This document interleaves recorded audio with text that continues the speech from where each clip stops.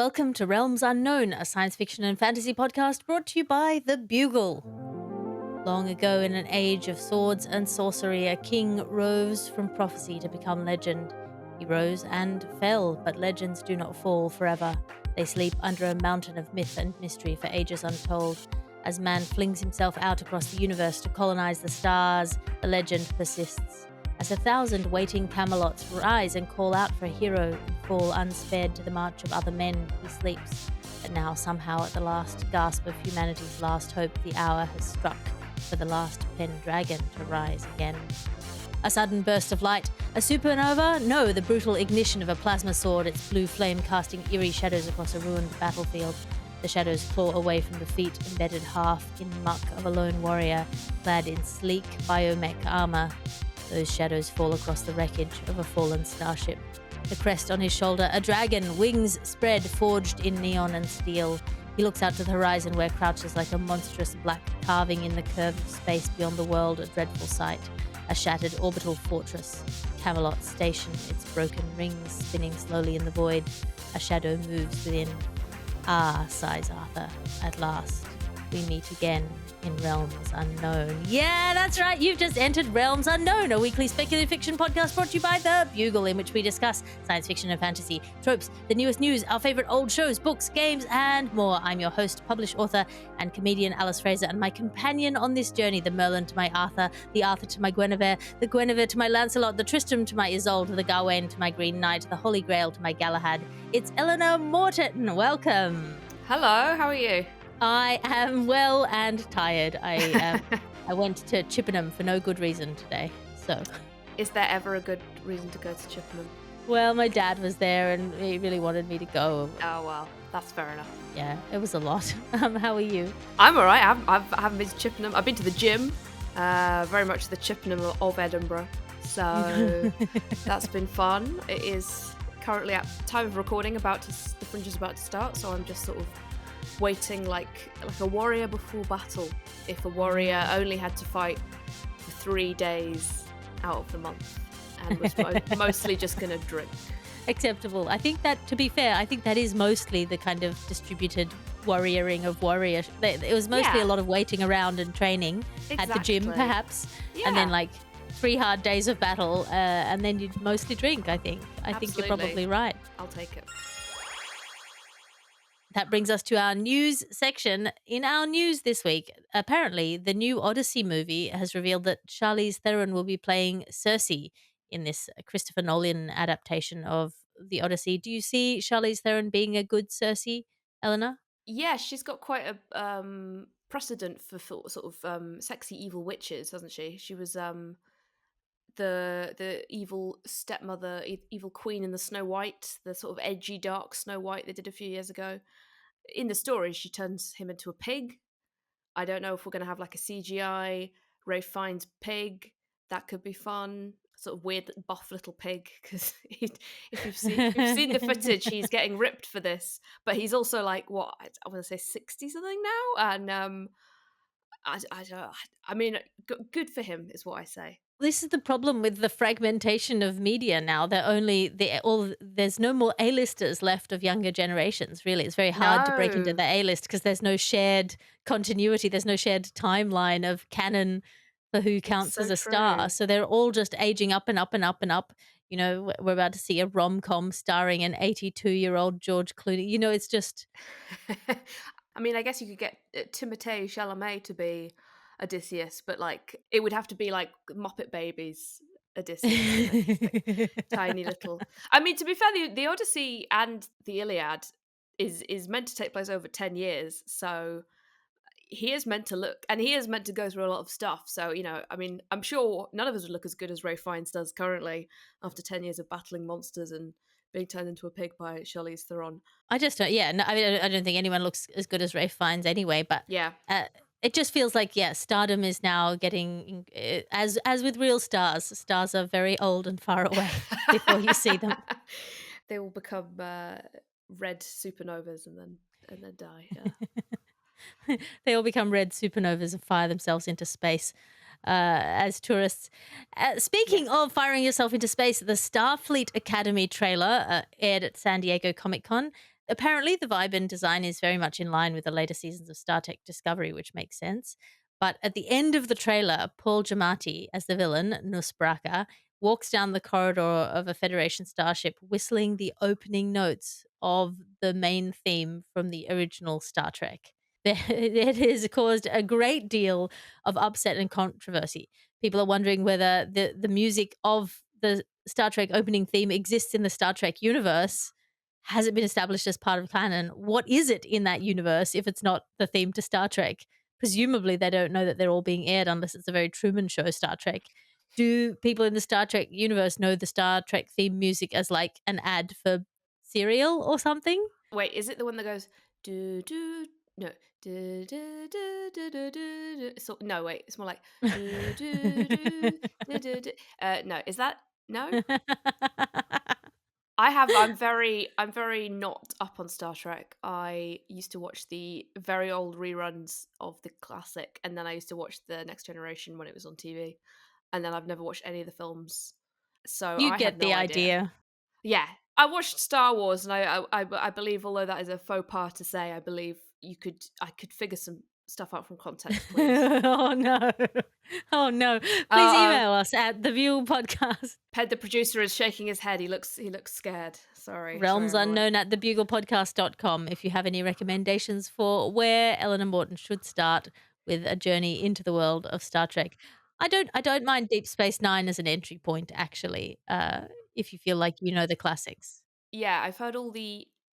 Is it the even numbered ones are bad and the odd number ones are good, or the other way around?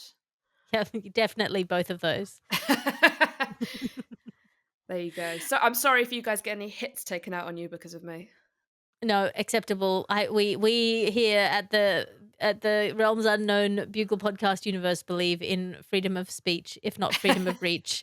What we're going to do is we're going to put out this podcast, but all your bits will be very quietly spoken. And That's then fine. You should dub me over like they used to do with Jerry Adams, just saying good things about Star Trek. The other news is where science fiction is slipping over into reality. Vogue has printed its first AI model. It was not in the Vogue editorial section. It was a guess ad that used an AI model to model the clothes, but it feels like a crossing of the Rubicon for Vogue. Eleanor, how do you feel about an AI model?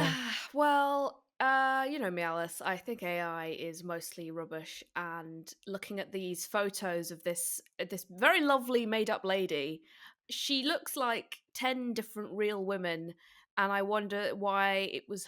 They couldn't have gotten 10 different real women to be her. But I suppose since now Anna Wintour's gone, they're trying something new. Maybe Anna Wintour was like, "No AI, only crying women who are very scared of me," and now they're kicking back. What do you think, Alice? Are you impressed by the? I mean, I feel two ways about it. First of all, I feel like, well, it's not as though models look like real women anyway. I mean, in terms of the function of models to show off clothes, Yes, the fact of it being technically a real human being isn't relevant to me as someone who's looking at those clothes thinking, what would they look like on me? yes, Because looking at on a sort of a classically designed model, I'm like, well, she looks good in those clothes, but I think that's just because she looks like that. yeah. I do think that the thing about models, if we're going to have them, is that often they are beautiful in very interesting or slightly odd ways. That they have a sort of uniqueness to their looks that might not be even conventionally attractive in many ways, but actually they have something about them that draws you in. And this sort of AI lady is very much she looks a lot like the mom. Is it Sophia Varga? Is that her name? The mom in Modern Family. Vergara, Yeah, yes. Vergara. Yes, She sort of looks a lot like everyone, which is the function of yes, what AI produces, is that someone who looks a lot like everyone. But that's the other side of it, right? yeah. I don't think she looks like what people who buy Vogue are particularly bothered about when it comes to models. I think she looks like what a straight man who reads Men's Health might like, but it's Vogue, so I don't know how well it's going to go down with their target audience. Well, yeah, I mean, as you say, the actual job of modeling is quite a difficult job, and models all, the best models look very strange, and that's why they catch your eye. They reflect light Yeah. in ways, and they have weirdly boggly eyeballs or something. They have something about their face that's like, what? and it makes you look at them again, Yeah. sort of on the boundary of human existence. So I think AI is sort of the opposite of that, and also just looks weirdly slimy. I don't know that I'm attracted to the slimy lady. Yes, she looks very dewy, but in a yeah, she might just have been hatched out of an egg. We don't know. We don't know how it works. Your ad section now, because you can't be what you can't buy. Are you a very small lady in a very small declivity with a very destined sword looking for a tiny fated king to come along and collect? You need a proportionate lake. Try half a glass of water. And this episode of the podcast is brought to you by massive semi-sentient robot armor.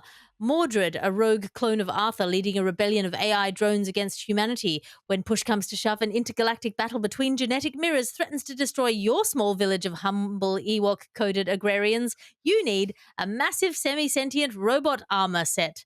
Basically, a benevolent Roomba with a ground-to-air laser cannon on the front and 30,000 rounds of dirty bullets in the chamber. Our massive semi-sentient robot armor will play fetch with your children and then massacre your enemies. Whether they're on a righteous mission or servants of the Dark Lord, they can stay the out of your village. And this episode of the podcast is brought to you by Excalibur, quantum swords so sharp they split the timeline.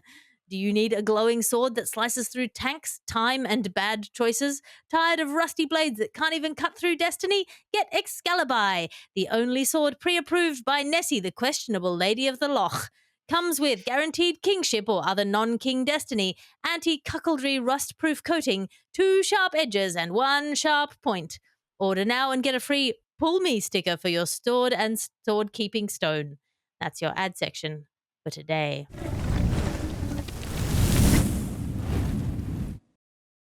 What have you been putting in your brain lately, Eleanor? Well, as you know, Alice, I can only read and consume media that is at least 30 years old because I'm not on the cutting edge of cool. So I have been rereading the dark fairy tale classic Perfume by Patrick Süskind. Did you ever read Perfume? I did. I found it very creepy. Yes, it's very creepy, but good. Not to my taste, as I tell No. my daughter to say when she spits something out at a restaurant. That's what my mum also said. I said, "Oh, you should read this. It's good." And she said, "Oh no, oh I don't like it." But I think it's very well written. It is the tale of a French man in the 18th century, Grenouille, Jean-Baptiste Grenouille. I believe Grenouille means frog. I could be wrong. Basically, I like it because it's as far as sort of dystopian fantasy goes, the author goes in a very unique direction, and he goes, "What if someone had really good smell, like not just good smell, but like incredible smell, like in the same way that bats have sonar that they use to walk around. He can smell like how far away the next bridge is, and it's like a superpower basically. But he himself has no scent and is this sort of weird little creep. And so it's this sort of alternative history in a sort of Grimm Brothers fashion of this guy, and he's looking for the perfect scent, and the perfect scent involves murdering young women and putting their scent in a bottle. And I think it's very well written, and it's very creepy, and I think might be the only fantasy I can think of that has a nose element. I could be wrong. I mean, I'm sure there's perfume things, but he's the only person I can think of with a sort of nose superpower. So that's what I've been reading. That sounds like a lot of fun. I've been reading The Emperor's Blades by Brian Staveley, which is slightly on the grimmer, darker side of my taste level, but is a lot of fun. And I've read the first book. I'm looking forward to reading the second book. And I've also been reading The Undercutting of Rosie and Adam by Megan Bannen, which is the third in a trilogy that I've been reading, which is sort of whimsical, grotesque, and romantic. It's set in a world where there are sort of portals to another dimension where the old gods used to live. And the first couple is an undertaker and a warden who has to kill zombies. And the second episode is an older couple, and this third third installment in the series is equally fun.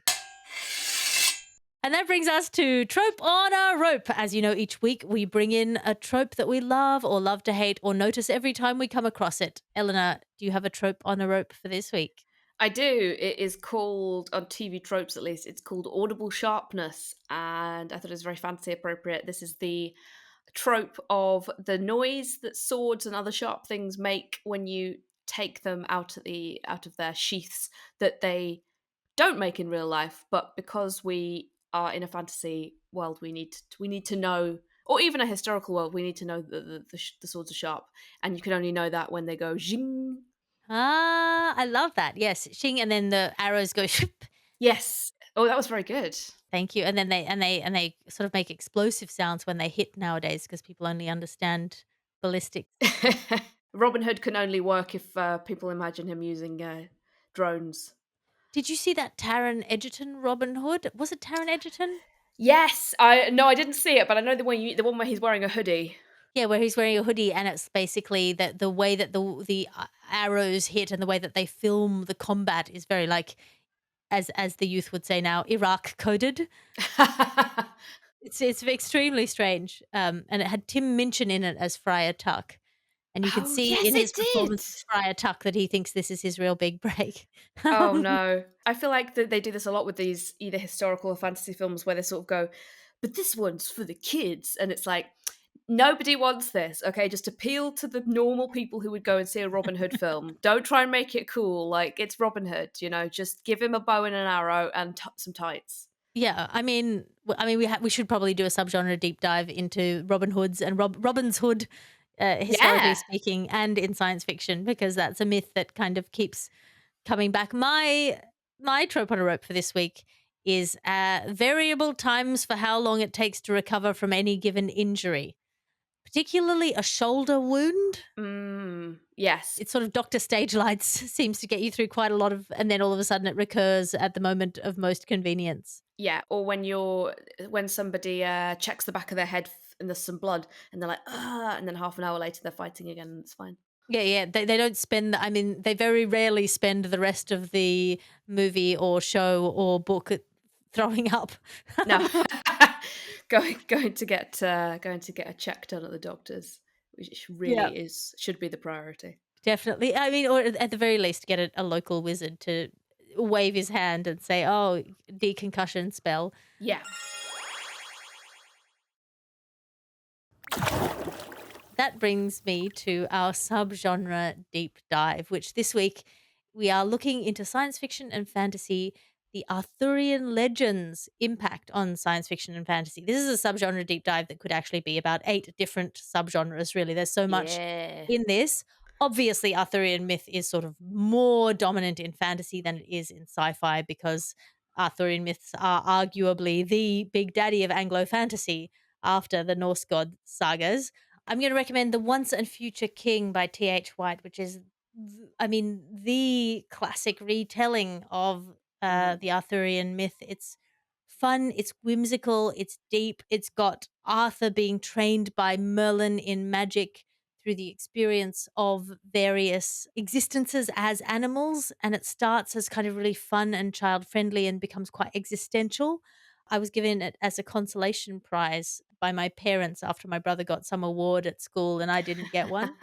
And nonetheless, I really, really, really enjoyed it as a child. I don't know if it would stand up now, but I feel like it was really pivotal in my understanding of literature and translation of myths, because I knew the Arthurian myths before I encountered the Once and Future King, and seeing what T.H. White did with that story was just great and a lot of fun.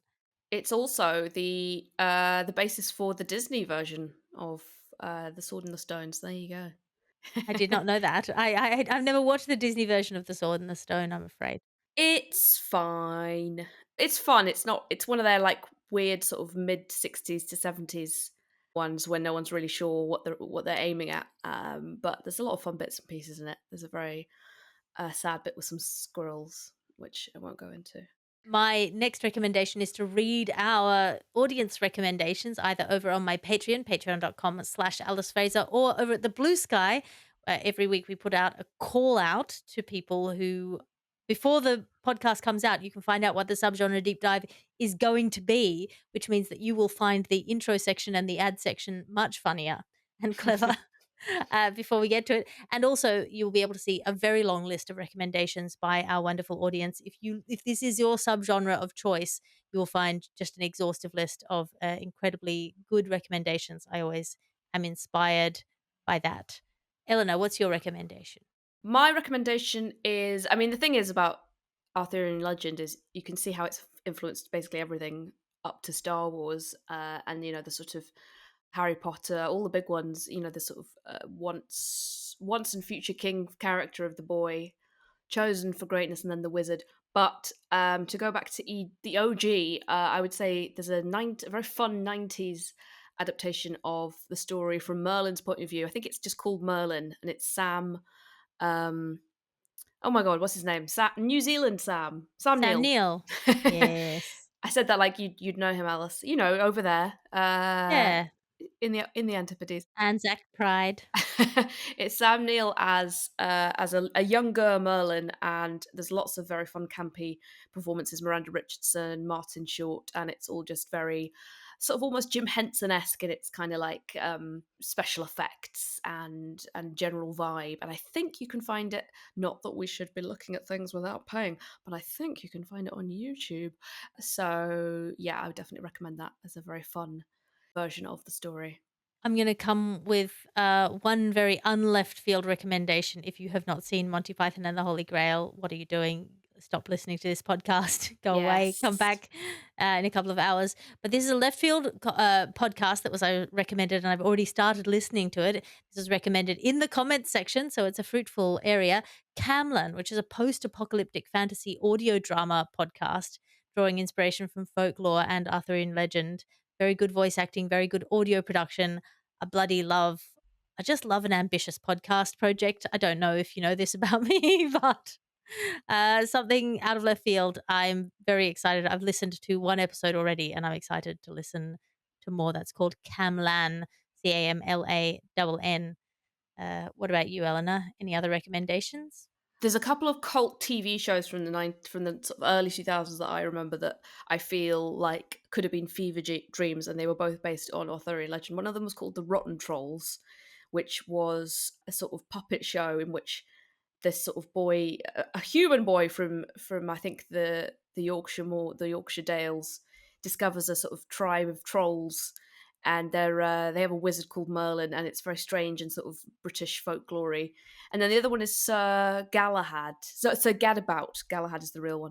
So Gadabout is a sort of children's sitcom about the worst night in Camelot, and again, it's just very irreverent and silly. And King Arthur's like a brummie for some reason, and that's funny. And there's lots of like circumference and all those sort of jokes and things. And then to be serious and grown up, I would also recommend the Green Knight, the one from a couple of years ago, the A24 Green Knight Oh, Dev Patel. with Dev Patel, who is a very handsome man, and that's irrelevant, I suppose. But it's a really nice retelling of the Green Knight story that's very atmospheric and I think holds true to the legend in lots of ways. But don't watch it with your parents. I did, and there's a rude scene, so just be careful. Yes, it's very. I think every single review I read of that Green Knight was used the words lush and Mm, meditative and slow paced, but it's a real yes. a delight for the senses if you like arty wankdom and looking at Dev Patel, and who doesn't? Wankdom is also a clue to why you shouldn't watch it with your parents. If you know, you know. Yeah, and it very well captures the kind of medieval shame associated with Yes. all of that stuff and the chivalric ideal of being basically sexless in a lot of ways. I'm going to recommend, if I may, the Dark is Rising series by Susan Cooper, which Oh, is for yes. children but has a Grail element and the dark, and it's these siblings who have to fight against the Dark is Rising.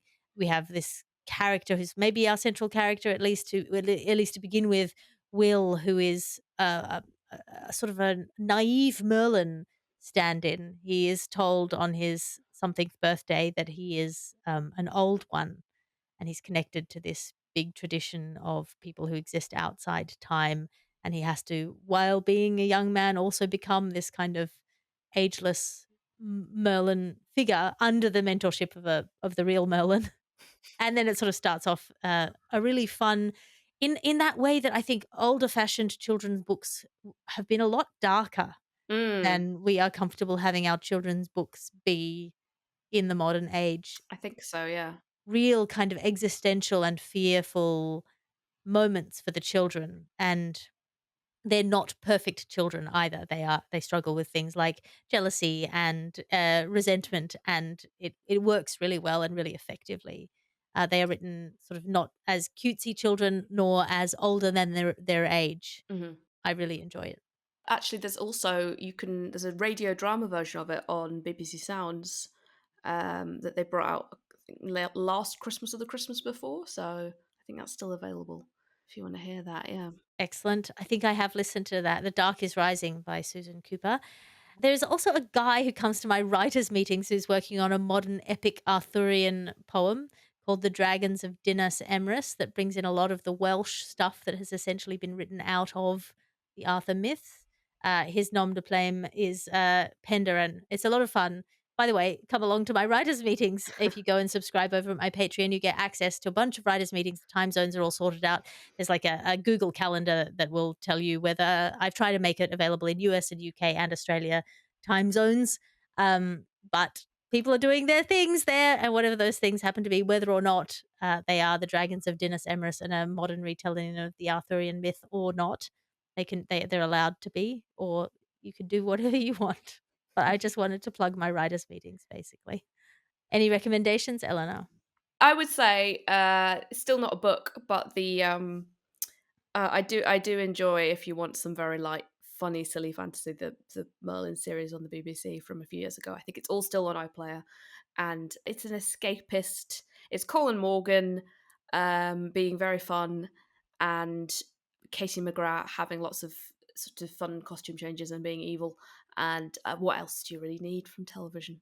I need absolutely nothing else from television. I'm going to do another science fiction recommendation because I realize that we're heavy on the fantasy by definition when we're talking about Arthurian legend. The Camelot 3000 series by Mike W.R. and Brian Bolland, which is sort of available as a web situation. It was published from 1982 to 1985, and it's released as a graphic novel in 2013. Camelot 3000, very gender bendy, a lot of fun. Yeah, I would say I recommend that if you want to see how Arthur goes into the future, how those myths might be enacted as science fiction.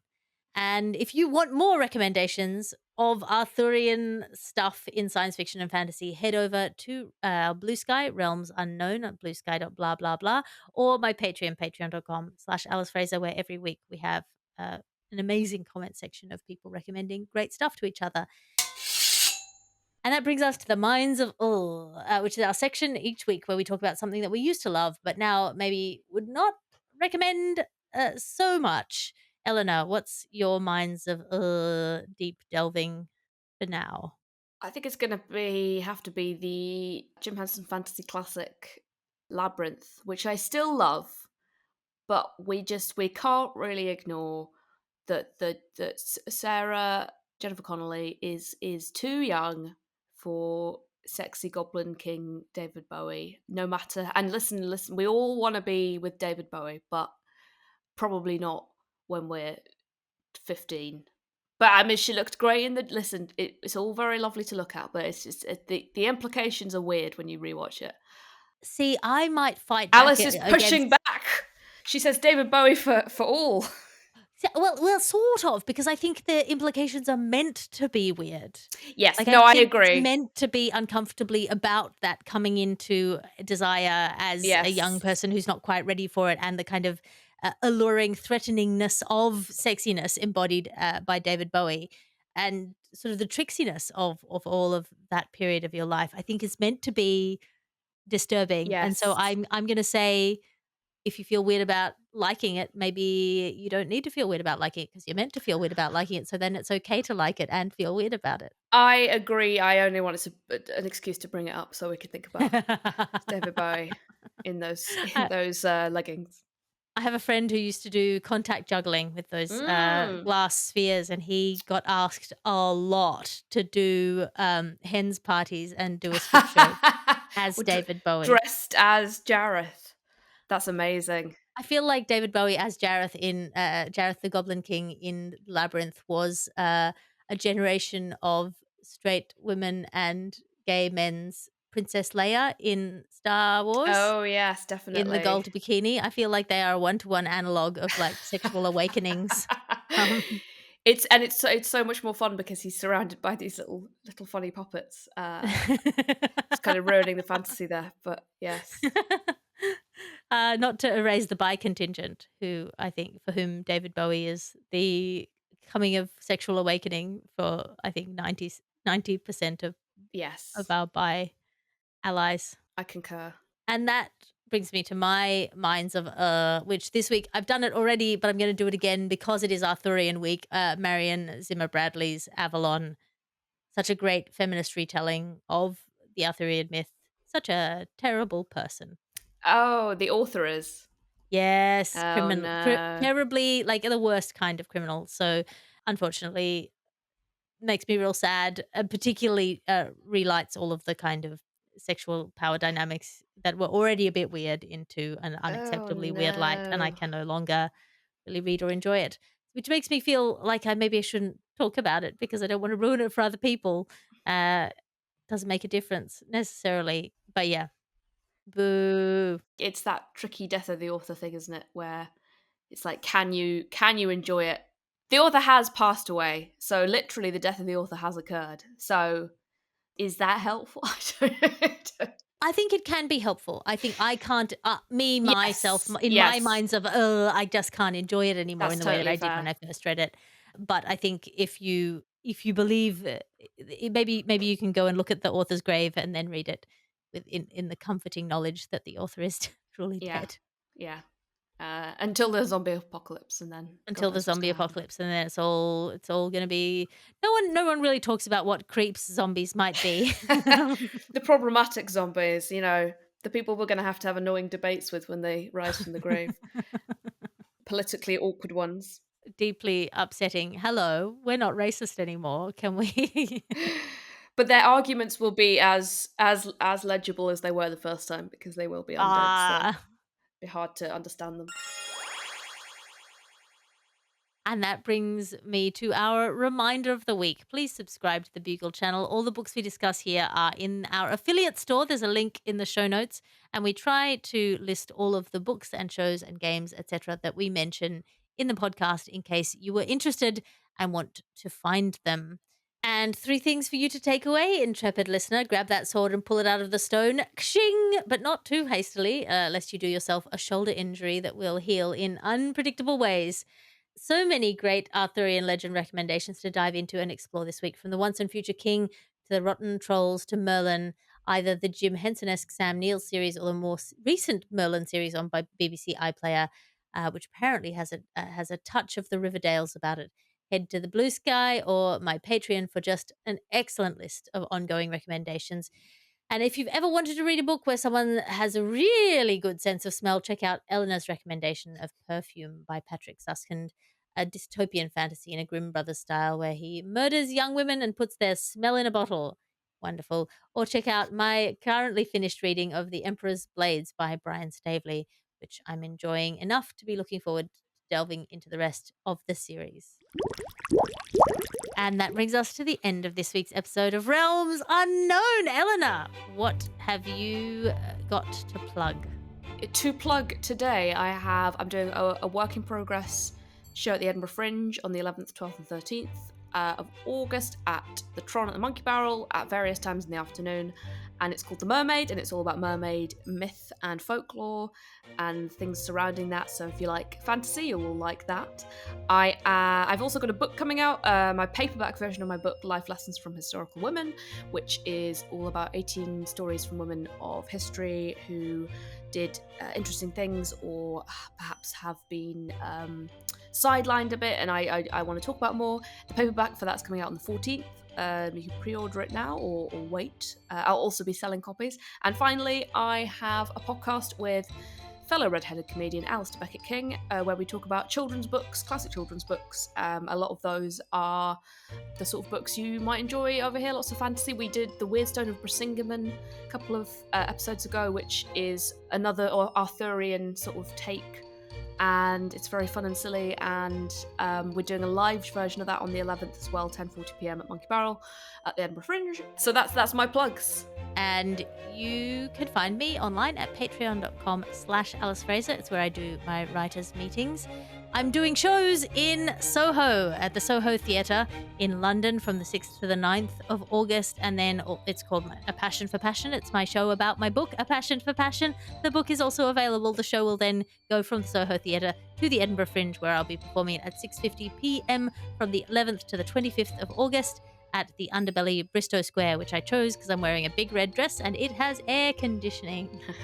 This is a Bugle podcast, an Alice Fraser production. Your editor is Ped Hunter. Your executive producer is Chris Skinner. I'll talk to you again next week.